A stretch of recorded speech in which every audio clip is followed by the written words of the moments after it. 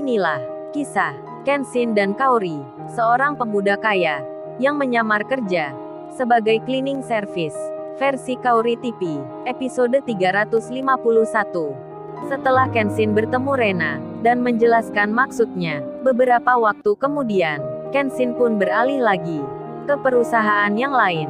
Ia mendatangi tempat kerjanya Lisa, seorang wanita yang sempat meremehkannya. Tentu saja Lisa kaget dibuatnya, beserta dengan temannya. Kenshin lalu menjelaskan maksud kedatangannya. Setelah dari situ, singkat cerita, kini Kenshin pindah lagi ke perusahaan yang terakhir. Kenshin menuju kantornya Kaori untuk mengambil dompetnya. Di tengah perjalanan, handphonenya berbunyi. Dilihat nomornya Iwan. Kenshin pun mengangkatnya. Iwan itu langsung bicara. "Halo bro, lu sekarang di mana nih?" Kenshin menjawabnya, "Lagi di jalan Wan." "Emang ada apa Wan?" Iwan pun menyahutnya, "Ini gua mau kasih kabar bro. Ternyata, yang dibilang ayahmu kemarin itu, rasanya ada benarnya bro. Beberapa karyawan di sini, ada yang mencurigakan." Kenshin menjawabnya, "Oke Wan, hati-hati kalau gitu. Lu jangan sampai ada yang tahu." Iwan membalasnya, "Tenang aja bro, gua udah pengalaman. Sekalian aja, entar gue mengerjain mereka." Dan pembicaraan itu selesai. Tak berselang lama kemudian, Kenshin kini tiba di perusahaan tempat kerjanya Kaori. Ketika itu jam 2 siang. Kaori sedang sibuk. Ia duduk di depan komputernya. Di sela hal itu, Kenshin pun masuk. Teman-temannya Kaori melihatnya, tuan muda yang datang. Mereka pun terdiam sambil memperhatikan Kenshin yang berjalan dengan pelan-pelan mendekati meja kerjanya Kaori. Saat ada orang di sampingnya, Kaori pun terkaget dibuatnya karena Kenshin yang tiba-tiba ada di dekatnya. Lalu secara spontan, Kaori pun bilang, kamu ini Sai, ngagetin aku aja, datang ke sini nggak pakai salam, nggak ngucapin permisi, langsung masuk aja, kan aku jadi terkejut." Semua temannya Kaori melihatnya.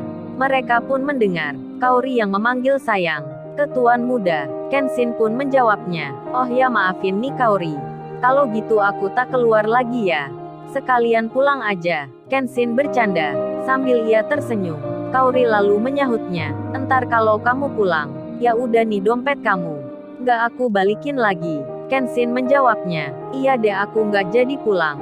Di sini aja nungguin kamu." Kenshin lalu bicara menjelaskan, "Oh ya Kaori, aku kesini mau menyeting lagi satu program baru di komputer kamu. Entar itu bisa dipakai membuat laporan lebih cepat." Kemudian Kenshin duduk di dekatnya Kaori. Ia melakukan hal itu sampai selesai, hingga aktivitas kerja pun berakhir. Dari sore menjadi malam, begitu pula dengan pagi yang berganti siang. Hal itu pun berulang sampai tak terasa sudah lewat 4 hari lamanya. Iwan yang menyamar kerja belum menemui masalah, malah ia kini dikenal oleh orang bagian gudang cleaning service kurang normal. Meskipun demikian, Iwan malah dipercaya untuk membawa barang-barang yang kini mulai dimasukkan oleh orang suruhan Wendy ke salah satu gudang yang tempatnya ada di belakang. Singkat cerita, si Wendy mulai bergerak. Ia didukung ayahnya untuk menjalankan rencananya. Demikian pula Yudis yang ingin balas dendam karena nama baiknya yang tercemar. Perusahaannya pun rugi besar. Yudis ikut rencana Wendy, dan tentu saja ayahnya turut pula membantunya juga. Mereka telah sepakat ingin cepat-cepat menjatuhkan perusahaan yang dimiliki oleh ayahnya Kenshin. Lalu kemudian Iwan yang saat ini bekerja disuruh mengangkuti barang. Iwan pun tak sengaja melihat barang bawaannya yang diturunkan dari mobilnya Pak Eko. Iwan itu melihatnya, bentuknya seperti bubuk hitam yang sama dengan bahan petasan. Disimpan di koper plastik besar, dimasukkan gudang belakang dengan tanpa diperiksa. Saat Iwan berhenti sebentar, ia pun sempat memegangnya. Setelah dirasakan olehnya, Iwan menerka-nerka. Ia mengira-ngira, jangan-jangan ini bubuk mesiu yang digunakan untuk bahan peledak, seperti petasan besar ataupun yang lainnya. Iwan berpikir sejenak karena ia merasa ini barang sangat dilarang. Kok bisa masuk perusahaan ini?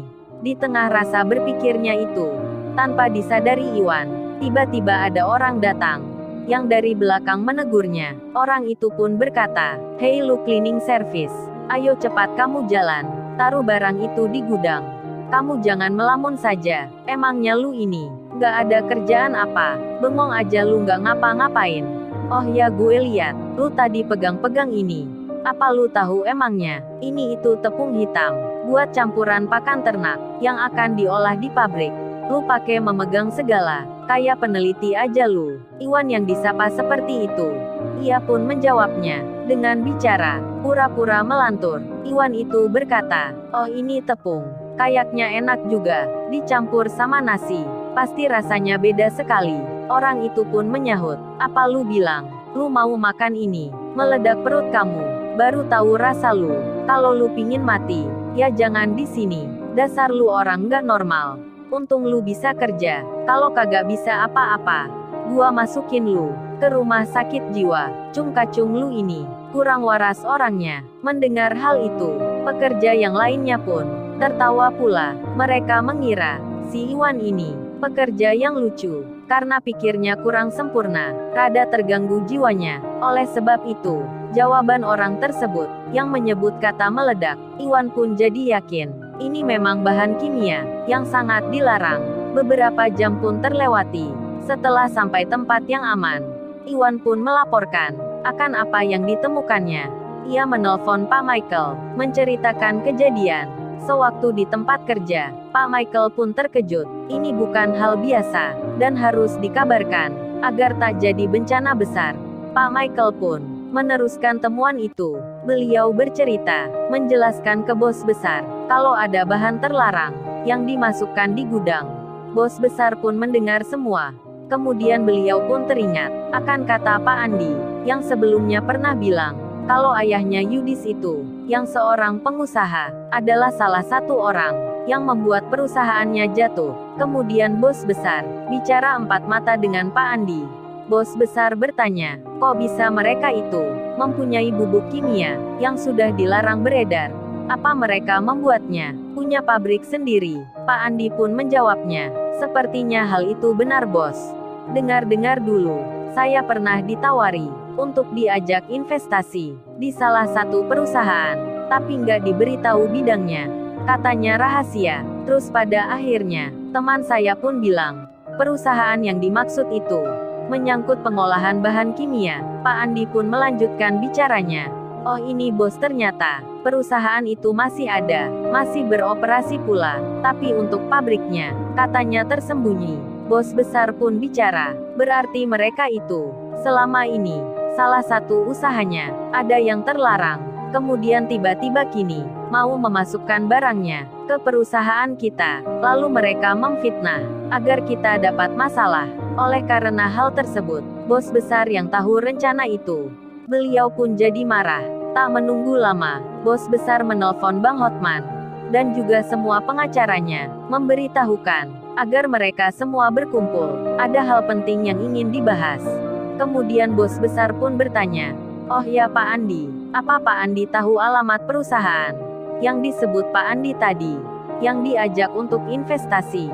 Pak Andi pun kemudian menjawab, oh ya bos, kebetulan sekali ini perusahaan tersebut memang masih ada, bahkan 3 hari lalu membuka lowongan kerja untuk admin wanita. Kemarin sore saya diberitahu oleh teman lama. Dia bertanya, apa anak saya mau kerja jadi admin?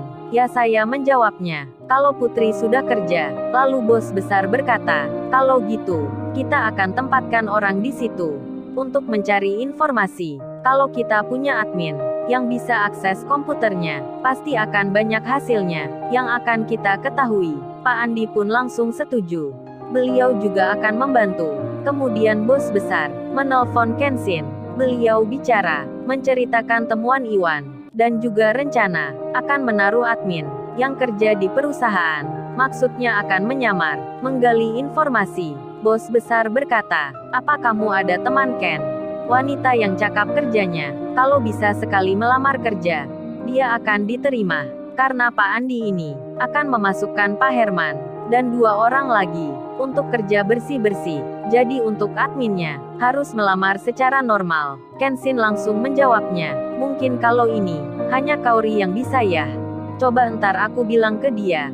Ayahnya pun menjawab, ya udah aku tunggu kabarnya.